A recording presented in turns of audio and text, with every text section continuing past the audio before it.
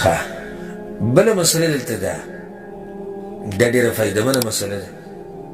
یو سړی دی چې د هغه نه دا کوروالی بار بار وشو، نو په ده باندې کفاره یوه ده که ډېرې دي؟ بیا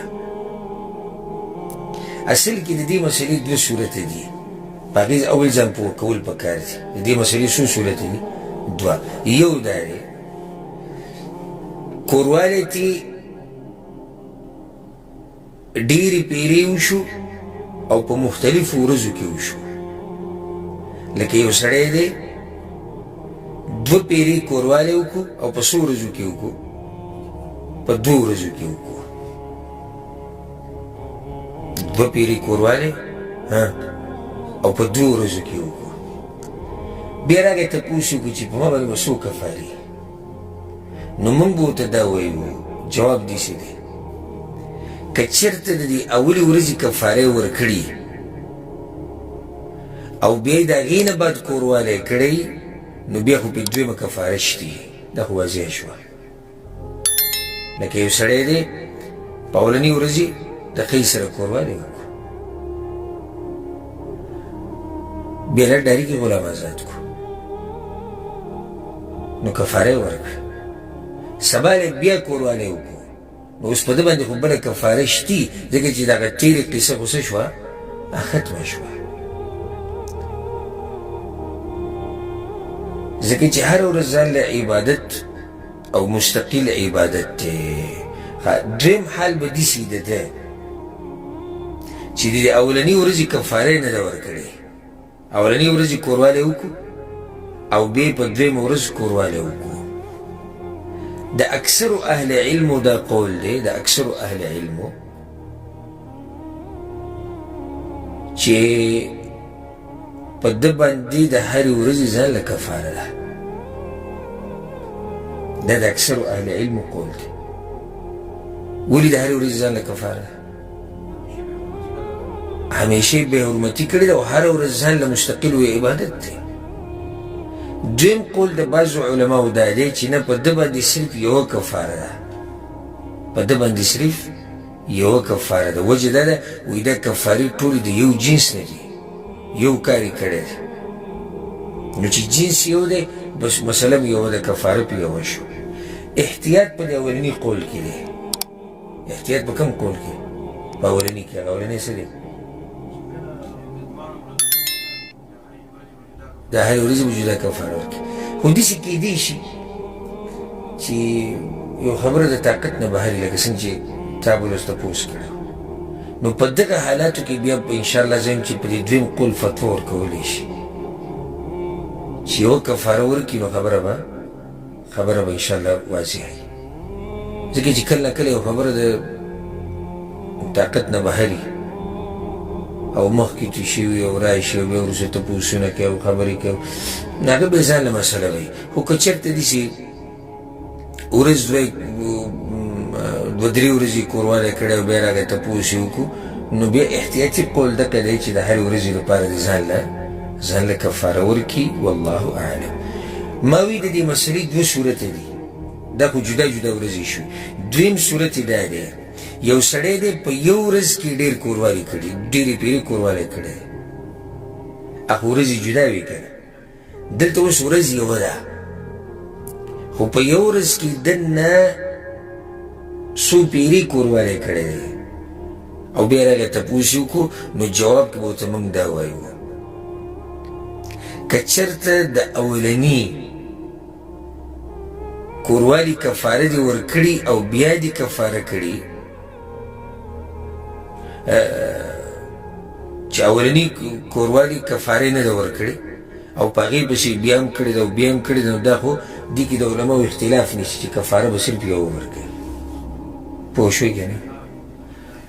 ځکه چې یوه ورځ ده، یو سړی دی سهار 7 بجې کوروالی وکړو او بیا 12 بجې وکړو او بیا ماسپښین وکړو او بیا وروسته راغی تپوس وکړو، نو په ده باندې صرف یوه کفاره ده.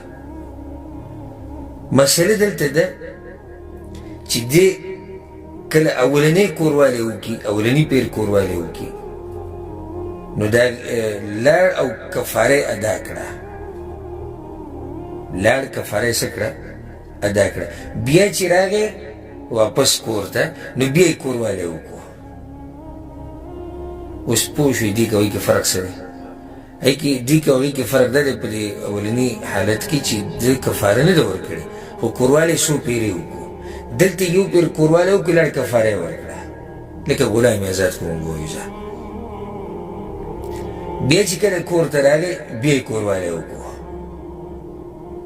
جمهور اهل علم دا وایي بلکې بعضو علماو په اجماع را نقل کړې ده لکه امام ابن عبدالبر رحمه الله وی په ده باندې صرف بیا هم یوه کفاره ده بس. او بعضو علماو دا ویلي دي وی نه لکه دا د حنابلو مذهب دی وی په ده باندې دویمه کفاره هم شتې.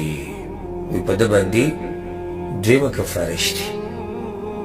ولې وی ځکه چې ده بیا د دې وخت بېعزتي کړې ده. خو صحیح خبره او مضبوطه هغه همدغه ده چې په ده باندې یوه کفاره ده بس. وجه دا دی چې ده چې اول پیر ګوره دا د سوچ خبره ده خو چې چا ورته سوچ لاړ شي. ده چې اول پیر کوروالی وکړو دا روجې ماته شوه که نه بس ختم. ده چې اول پیر کوروالی وکړو نو دا روجه فاسده شو بس ختم شو د هغې خبره ختمه شو. او کفاره ده چې بیا په دویم پیر کوروالی وکړو نو ده خو روجه هسې هم فاسده شوې ده. او کفاره خو د هغه چا دپاره ده چې صحیح روجه وي او هغه روجه ورانه کړي په دې کوروالي سره. زما په دې خبره تاسو پوهېږئ نو موږ به دا ووایو دا چې په دې یو ورځ کې کوروالی ډېرې پیرې کړی دی او په منځ کې کفاره نه ده ورکړې یا یې کفاره ورکړې ده د اول ځل نه بعد او بیا پسې وروسته هم کوروالی کړی دی. په هر حال کې په ده باندې څو کفارې دي؟ یوه کفاره ده. والله اعلم. دا یو فایدې دپاره مې ته دا مسله ذکر کړه.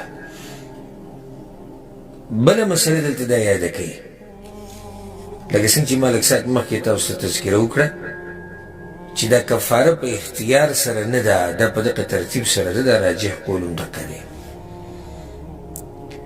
زنانه به څه کېږي؟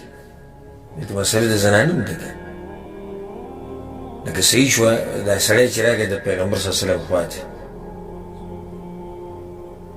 او یا رسول الله زه تباه شوم او کوروالی مې د ښځې سره وکړو هغه ورته وایي ته دا کار وکړه.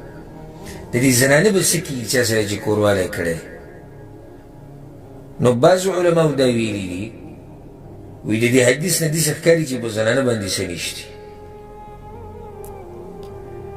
وایي ځکه چې پیغمبر صرف هغه ته ویلي دي چې ته غلام ازادولی شي ته شپېته مسکینانو له خوراک ورکولی شي ته روجې نیوی شي. وایي صرف هغه ته ویلي دي. او نور علما وایي چې نه په زنانه باندې هم کفاره ده او راجح قول هم دا دی. ولې ځکه چې هغې هم د زمانې بې حرمتي کړې ده.